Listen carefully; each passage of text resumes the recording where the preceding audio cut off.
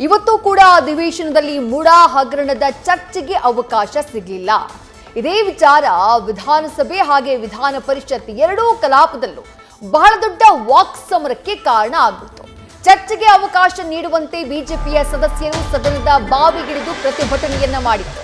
ಸಿದ್ದರಾಮಯ್ಯ ಅವರ ವಿರುದ್ಧ, ಸರ್ಕಾರದ ವಿರುದ್ಧ ಆಕ್ರೋಶವನ್ನ ವ್ಯಕ್ತಪಡಿಸಿದರು.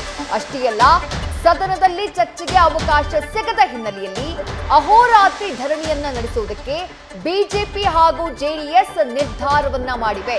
ಮುಡಾ ಹಗರಣದ ಬಗ್ಗೆ ಚರ್ಚೆಗೆ ಅವಕಾಶ ನೀಡಿಲ್ಲ ಅಂತ ಹೇಳಿ ಧರಣಿಯನ್ನ ನಡೆಸುವುದಕ್ಕೆ ಬಿಜೆಪಿ ಹಾಗೂ ಜೆಡಿಎಸ್ನ ಶಾಸಕರು ತೀರ್ಮಾನಿಸಿದ್ದಾರೆ.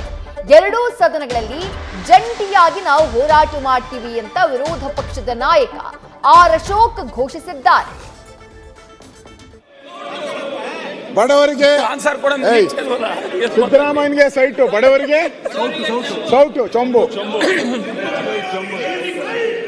ಬಡವರಿಗೆ ಸಿದ್ದರಾಮಯ್ಯಗೆ ಸೊಂಬು, ಸೌಟು, ಬಡವರಿಗೆ ಚೊಂಬು.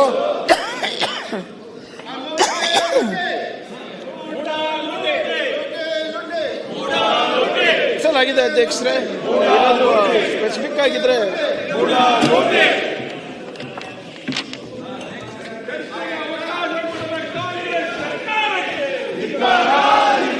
ಶ್ರೀನಿವಾಸ್ ಮತ್ತೇನಿಲ್ಲ. ಮಾನ್ಯ ಸಭಾಧ್ಯಕ್ಷರೇ, ಉತ್ತರ ಎಷ್ಟು ಕೊಡ್ತೀರಿ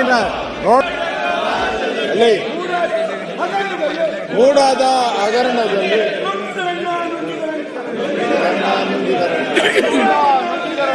ಸಿದ್ದರಾಮಣ್ಣ ರಾಜ್ಯದಲ್ಲಿ ಮೂಡಾದ ಹಗರಣದಲ್ಲಿ ಕೊಡ್ತೀರ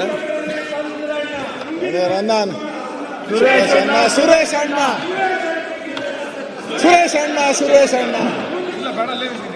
ಯಾರಿಗೆ ಉತ್ತರ ಯಾರು ಕೊಡ್ತಾ ಇದ್ದೀರಿ? ಹೆಲಿಕಾಪ್ಟರ್ ತಂದ್ರಣ್ಣ ಮಾನ್ಯ ಸಭಾಧ್ಯಕ್ಷ ಹೆಲಿಕಾಪ್ಟರ್ ಈ ಕಾಂಗ್ರೆಸ್ಸಿನ ಈ ನಡೆಯನ್ನ ಏನು ಪ್ರಜಾಪ್ರಭುತ್ವದಲ್ಲಿ ವಿರೋಧ ಪಕ್ಷಕ್ಕೆ ಮಾತಾಡುವಂತ ಹಕ್ಕು, ಹೋರಾಟ ಮಾಡುವಂತ ಹಕ್ಕು ನಮಗೆ ಸಂವಿಧಾನದತ್ತವಾಗಿ ಬಂದಿದೆ. ಆದರೆ ಸ್ಪೀಕರ್ ಅವರಾಗಲಿ, ಆಡಳಿತ ಪಕ್ಷದ ಮುಖ್ಯಮಂತ್ರಿಗಳಾಗಲಿ ನಮಗೆ ಮಾತಾಡೋಕ್ಕೆ ಅವಕಾಶನೂ ಕೊಡ್ತಾ ಇಲ್ಲ. ನಮ್ಮನ್ನು ದಮನ ಮಾಡುವಂಥ, ತುಳಿಯುವಂಥ ಪ್ರಯತ್ನವನ್ನು ಮಾಡ್ತಾ ಇದ್ದಾರೆ. ಇದರ ವಿರುದ್ಧವಾಗಿ ನಾವು ಇವತ್ತು ಈ ಸರ್ಕಾರದ ವಿರುದ್ಧವಾಗಿ ನಮಗೆ ಅನುಮತಿ ಕೊಡದೇ ಇರೋದಕ್ಕೋಸ್ಕರ ನಾವು ಹಗಲು ರಾತ್ರಿ ಧರಣಿಯನ್ನು ಘೋಷಣೆಯನ್ನು ಮಾಡ್ತಾ ಇದ್ದೀರಿ. ನಮ್ಮೆಲ್ಲ ವಿಧಾನಸಭೆ ಮತ್ತು ವಿಧಾನ ಪರಿಷತ್ತಿನ ಸದಸ್ಯರು ನಾವು ಹಗಲು ರಾತ್ರಿ ಧರಣಿಯನ್ನು ಮಾಡೋ ಮುಖಾಂತರದ ರಾಜ್ಯದ ಜನತೆಗೆ ಇಂಥ ನೀತಿಗೆಟ್ಟ ಸರ್ಕಾರದ ವಿರುದ್ಧವಾದಂಥ ಹೋರಾಟಕ್ಕೆ ಮುಂದೆನೂ ಕೂಡ ನಾವು ಚಾಲನೆಯನ್ನು ಕೊಡ್ತೀರಿ. ಈ ಹೋರಾಟವನ್ನು ನಾವು ಮುಂದುವರಿಸ್ತೀವಿ. ವಿಧಾನಸಭೆ ವಿಧಾನ ಪರಿಷತ್ ಎರಡೂ ಸದನದಲ್ಲೂ ಕೂಡ ಇವತ್ತು ಸದ್ದು ಮಾಡಿದ್ದು ಮುಡಾ ಹಗರಣದಕ್ಕೆ ಸಂಬಂಧಪಟ್ಟ ಹಾಗೆ ಚರ್ಚೆಗೆ ಅವಕಾಶವನ್ನ ನೀಡಬೇಕು ಸ್ಪೀಕರ್. ನಾವು ಈ ವಿಚಾರವಾಗಿ ಚರ್ಚೆಯನ್ನ ಮಾಡಬೇಕಾಗಿದೆ. ಯಾಕಂದ್ರೆ ಮುಡಾ ಸೈಟು ಹಂಚಿಕೆಯಲ್ಲಿ ಅಕ್ರಮ ಆಗಿದೆ. ಖುದ್ದು ಸಿಎಂ ಸಿದ್ದರಾಮಯ್ಯ ಅವರ ಕುಟುಂಬಸ್ಥರ ಹೆಸರು ಇದರಲ್ಲಿ ಕೇಳಿ ಬಂದಿದೆ. ಹಾಗಾಗಿ ಈ ವಿಚಾರ ಚರ್ಚೆಯಾಗಲಿ ಅನ್ನುವಂತಹ ಆಗ್ರಹ ಬಿಜೆಪಿಯ ಸದಸ್ಯರದ್ದು ಹಾಗೆ ಜೆಡಿಎಸ್ನ ಸದಸ್ಯರದ್ದು. ಆದ್ರೆ ಇದಕ್ಕೆ ಅವಕಾಶ ಸಿಗಲಿಲ್ಲ. ಯಾವಾಗ ಅವಕಾಶ ಸಿಗಲಿಲ್ವೋ ಪ್ರತಿಭಟನೆ ಬೆಳಗ್ಗಿನಿಂದ ಕೂಡ, ಸದನ ಆರಂಭ ಆದಾಗಿನಿಂದ ಕೂಡ ಇದೇ ವಿಚಾರವಾಗಿ ಬಿಜೆಪಿಯ ಸದಸ್ಯರು ಒತ್ತಾಯ ಮಾಡ್ತಾನೆ ಇದ್ದಾರೆ. ಆದ್ರೆ ಅದಕ್ಕೆ ಅವಕಾಶ ಸಿಗಲಿಲ್ಲ. ಈ ಮಧ್ಯದಲ್ಲೇ ಸರ್ಕಾರ ಹಲವು ವಿಧೇಯಕಗಳನ್ನ ಕೂಡ ಪಾಸ್ ಮಾಡಿಕೊಳ್ತು ವಿಧಾನಸಭೆಯಲ್ಲಿ. ಪ್ರತಿಭಟನೆ ಕೂಡ ಈ ಸಂದರ್ಭದಲ್ಲಿ ಬಿಜೆಪಿಯ ಸದಸ್ಯರು ಬಹಳ ಜೋರಾಗಿ ಮಾಡಿದ್ರು. ಸದನದ ಬಾವಿಗಿಳಿದು ಪ್ಲಕಾರ್ಡ್ಗಳನ್ನ ಹಿಡ್ಕೊಂಡು ಸಿಎಂ ಸಿದ್ದರಾಮಯ್ಯ ಅವರ ವಿರುದ್ಧ, ಸರ್ಕಾರದ ವಿರುದ್ಧ ಆಕ್ರೋಶವನ್ನ ವ್ಯಕ್ತಪಡಿಸುವಂತಹ ಕೆಲಸವನ್ನ ಬಿಜೆಪಿಯ ಸದಸ್ಯರು, ಜೆಡಿಎಸ್ನ ಸದಸ್ಯರು ಮಾಡಿದ್ರು. ಈಗ ಸದನದಲ್ಲಿ ಚರ್ಚೆಗೆ ಅವಕಾಶ ನೀಡದ ಹಿನ್ನೆಲೆಯಲ್ಲಿ ಅಹೋರಾತ್ರಿ ಧರಣಿಯನ್ನ ನಡೆಸುವುದಕ್ಕೆ ಬಿಜೆಪಿ ಹಾಗೆ ಜೆಡಿಎಸ್ನ ಸದಸ್ಯರು ತೀರ್ಮಾನವನ್ನ ಮಾಡಿದ್ದಾರೆ. ಮತ್ತಷ್ಟು ಡೀಟೇಲ್ಸ್ ನಮ್ಮ ಪ್ರತಿನಿಧಿ ಗಣಪತಿ ನೀಡ್ತಾ ಹೋಗ್ತಾರೆ.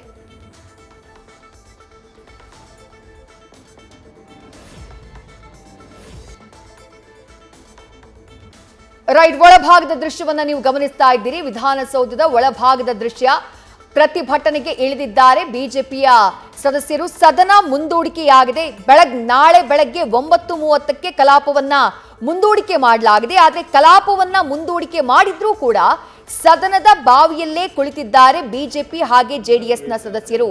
ಆ ಮೂಲಕ ತಮ್ಮ ಆಕ್ರೋಶವನ್ನ ವ್ಯಕ್ತಪಡಿಸುತ್ತಿದ್ದಾರೆ. ಅದನ್ನ ದೃಶ್ಯದಲ್ಲಿ ಗಮನಿಸ್ತಾ ಇದ್ದೀರಿ. ಬಿಜೆಪಿ ಹಾಗೆ ಜೆಡಿಎಸ್ನ ಸದಸ್ಯರು ಸದನದ ಬಾವಿಯಲ್ಲಿ ಕುಳಿತು ತಮ್ಮ ಹೋರಾಟವನ್ನ ಮುಂದುವರಿಸಿದ್ದಾರೆ. ಅಹೋರಾತ್ರಿ ಧರಣಿ ಮಾಡ್ತೀವಿ ಅಂತ ಹೇಳಿ ಘೋಷಿಸಿದ್ರು ಆರ್ ಅಶೋಕ್. ಅದಂತೆ ಈಗ ಹೋರಾಟ ವಿಧಾನಸಭೆಯ ಬಾವಿಯಲ್ಲಿ ಮುಂದುವರೆದಿದೆ. ಡೀಟೇಲ್ಸ್ ನಮ್ಮ ಪ್ರತಿನಿಧಿ ಗಣಪತಿ ನೀಡ್ತಾ ಹೋಗ್ತಾರೆ. ಗಣಪತಿ, ಕಲಾಪ ನಾಳೆ ಬೆಳಗ್ಗೆ 9:30ಕ್ಕೆ ಮುಂದೂಡಿಕೆಯಾಗಿದೆ. ಮುಡಾ ವಿಚಾರವಾಗಿ ಚರ್ಚೆಗೆ ಆಗ್ರಹವನ್ನ ಮಾಡಿದ್ರು ಬಿಜೆಪಿಯ ಸದಸ್ಯರು, ಜೆಡಿಎಸ್ನ ಸದಸ್ಯರು. ಬಟ್ ಆ ಚರ್ಚೆಗೆ ಇವತ್ತಂತೂ ಅವಕಾಶ ಸಿಗಲಿಲ್ಲ. ಅದರ ಪರಿಣಾಮ ಅಹೋರಾತ್ರಿ ಧರಣಿ. ಈಗ ನಾಳೆಯಾದ್ರೂ ಸರ್ಕಾರ ಅಥವಾ ಸ್ಪೀಕರ್ ಚರ್ಚೆಗೆ ಅವಕಾಶವನ್ನ ಮಾಡಿಕೊಡ್ತಾರಾ, ಅಥವಾ ಚರ್ಚೆಗೆ ಸರ್ಕಾರ ಯಾವ ಕಾರಣಕ್ಕಾಗಿ ಸಿದ್ಧವಾಗಿಲ್ಲ ಅಂತ ಹೇಳಿ? ಖಂಡಿತ ವಿದ್ಯೆ, ನೋಡಿ ಈಗಾಗಲೇ ಎರಡು ಪ್ರಕರಣಗಳು, ಒಂದು ವಾಲ್ಮೀಕಿ ಇರ್ಬೋದು ಹಾಗೆ ಮೂಢ ಹಗರಣಗಳಿರ್ಬೋದು, ಈ ಎರಡೂ ವಿಚಾರವನ್ನ ಎತ್ಕೊಂಡು ಸರ್ಕಾರವನ್ನ ಇಕ್ಕಟ್ಟಿಗೆ ಸಿಲುಕಿಸಬೇಕು ಅಂತ ಒಂದಷ್ಟು ದಾಖಲೆ ಸಮೇತ ಈಗಾಗಲೇ ವಿಪಕ್ಷಗಳು ಕಲಾಪದಲ್ಲಿ ಇಳಿದಿರುವಂತದ್ದು. ಆದ್ರೆ ಇವತ್ತಿನ ಕಲಾಪದಲ್ಲಿ ನೇರವಾಗಿ ಮೂಢ ಪ್ರಕರಣವನ್ನ ಎತ್ಕೊಂಡು ನಮಗೆ ಒಂದಷ್ಟು ಚರ್ಚೆಗೆ ಅವಕಾಶ ಕೊಡಿ ಅಂತ ನೇರವಾಗಿ ಸ್ಪೀಕರ್ಗೆ ಮನವಿ ಮಾಡ್ತಾರೆ. ಆದ್ರೆ ನಿಲುವಳಿಯನ್ನ ಮಂಡಿಸುವಾಗ ನೇರವಾಗಿ ಸ್ಪೀಕರ್ ಹೇಳ್ತಾರೆ, ಇದು ಈ ಸಂದರ್ಭದಲ್ಲಿ ಬೇಡ, ಸಾಕಷ್ಟು ವಿಧೇಯಕಗಳನ್ನ ಮಂಡನೆ ಮಾಡಬೇಕಾಗತ್ತೆ, ನೀವು ಬೇರೆ ಸಂದರ್ಭದಲ್ಲಾದ್ರೂ ಕೇಳಬಹುದು. ಈಗ ಅವಕಾಶಗಳು ಕಡಿಮೆ ಇದೆ. ಯಾಕಂತಂದ್ರೆ ಇವತ್ತು ಬುಧವಾರ, ನಾಳೆ ಗುರುವಾರ, ನಾಡಿದ್ದು ಶುಕ್ರವಾರ, ಇನ್ನು ಉಳಿದಂತದ್ದು 2 ದಿನ ಅವಕಾಶ ಇದೆ. ನೀವು ಈ ಸಂದರ್ಭದಲ್ಲಿ ಮೂಢ ಹಗರಣವನ್ನ ಚರ್ಚೆಗೆ ಕೇಳ್ತಾ ಇದ್ದೀರಾ ಅಂತಂದ್ರೆ ಇದು ಸಮಂಜಸ ಅಲ್ಲ ಅಂತ ನೇರವಾಗಿ ಸ್ಪೀಕರ್ ಕೂಡ ಆ ನಿಲುವಳಿಗೆ ಅವಕಾಶವನ್ನ ಕೊಡಲ್ಲ. ಇದರಿಂದ ರೊಚ್ಚಿಗೆದ್ದಂತಹ ವಿಪಕ್ಷ ನಾಯಕರು ಯಾಕೆ ನಮ್ಮನ್ನ ಈ ರೀತಿಯಾದಂತಹ ನಮ್ಮ ಹೇಳಿಕೆಗೆ ಅವಕಾಶ ಕೊಡ್ತಿಲ್ಲ ಅಂತ, ಚರ್ಚೆಗೂ ಕೂಡ ಅವಕಾಶ ಕೊಡ್ತಿಲ್ಲ ಅಂತ ನೇರವಾಗಿ ಸ್ಪೀಕರ್ಗೆ ಒಂದಷ್ಟು ಲೇವಡಿ ಕೂಡ ಮಾಡ್ತಾರೆ. ಅಂದ್ರೆ ನೀವು ನೇರವಾಗಿ ಕಾಂಗ್ರೆಸ್ನ ಅಧ್ಯಕ್ಷರಾಗಿ ಯಾಕೆ ಈ ಪೀಠದ ಮೇಲೆ ಕುಳಿತಿದ್ದೀರಾ, ಈ ರೀತಿಯಾದಂತಹ ಒಂದಷ್ಟು ಲೇವಡಿಗಳನ್ನು ಕೂಡ ಮಾಡ್ತಾರೆ.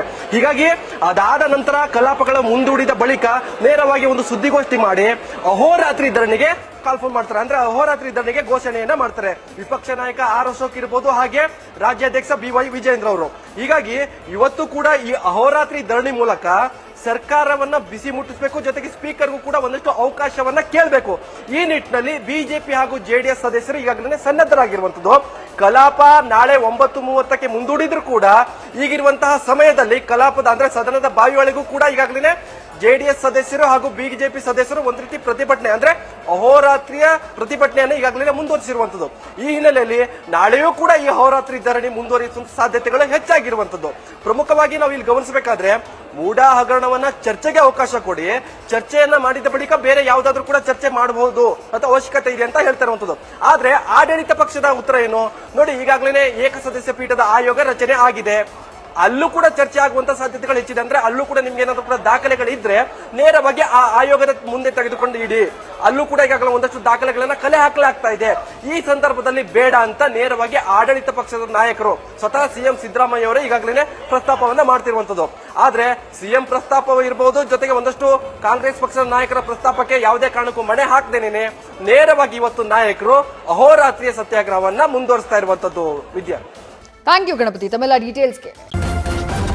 ನ್ಯೂಸ್ ಫಸ್ಟ್ ನಿರ್ಭೀತಿಯಿಂದ ನಿಮ್ಮ ಪರವಾಗಿ.